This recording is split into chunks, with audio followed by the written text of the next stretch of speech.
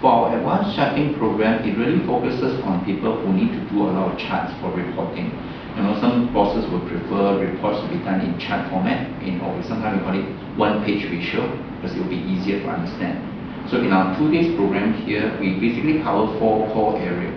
The first one is really the core charts, which is your bar chart, pie chart, line chart. Those are still very, very important in the business world nowadays. Then after that, in our second module, we look at advanced chart. Because if you look into Excel, you'll find that they do have many advanced charts. But how do we use them? What is the purpose? And how do we use it creatively to address some of our needs?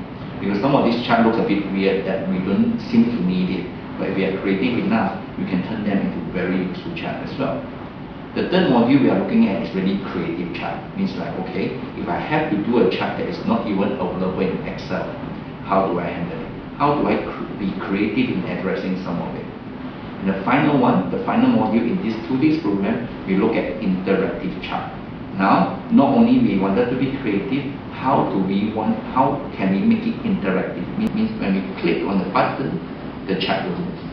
For advanced chart, it's really meant for people who do a lot of charting, do a lot of reporting. Again, for top management, sometimes they do not prefer a lot of numbers. They wanted to see something, we call it one-page visual. So advanced chart will be a good topic here. Generally, in this advanced chart, we divide into 4 core modules. Let's go through one at a time. For core chart, the idea here is like not just producing a simple chart, but how do we make a simple chart into a advanced chart, changing even the bar into arrow. That's one of the examples you learned. For advanced chart, in Excel, there are many charts. But many of us will find that, hey, how do we use some of these charts? Some of them doesn't even seem relevant. Personally, I like 2 types of chart. The first one is really scatter chart. Well, generally, where do we use it? It is really meant for regression, statistics, which is really not so relevant to us. But again, if you know how to turn the advanced chart into creativity, we could use advanced chart into management reporting tools like this. Yeah, and now you see that the chart is being divided into 4 quadrants, which is very useful for a lot of management reporting. The second advanced chart that I like in Excel is called radar chart. Now, again, simple chart, but can be very informative. And if you really look carefully, you find that a lot of consultants like to use this chart. So how do we turn it from a simple radar chart into something a lot more consultant look? If you look at this. It will allow you to present a lot of information with a simple chart and yet very informative. The third module we are looking at is called the creative chart.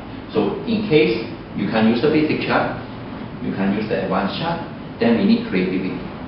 And one of the common creativity chart that is very popular among the people nowadays is called waterfall.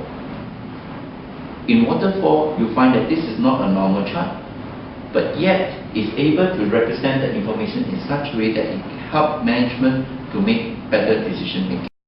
The other creative chart that we could do is like, hey, sometimes you may need to present a report where you wanted to show by region as well as by quarter, stack it together by quarter, but yet you wanted to compare actual with budget.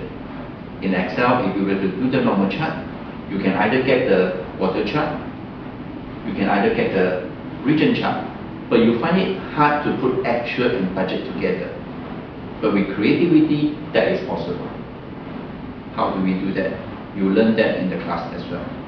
The third creative chart that you learn is, should the chart, a bar chart, consist of 12 months data, and you wanted to highlight the biggest number and the smallest number with 2 different colors without manually changing it? How could you set the creative chart in such a way now? Instead of just a normal 1 color chart, it becomes the tallest bar in blue, whereas the smallest bar in red.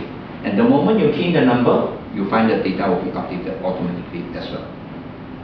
Lastly, in terms of our interactive chart, one of the things you learn is that instead of showing the normal 1 to 12 months data, how do we do in such a way that, hey, if I want to show Jan to July, if I want to show Jan to March, and also if I want to start not from January, but instead I want to start from March to September, April to December, how do I do it using interactive chart?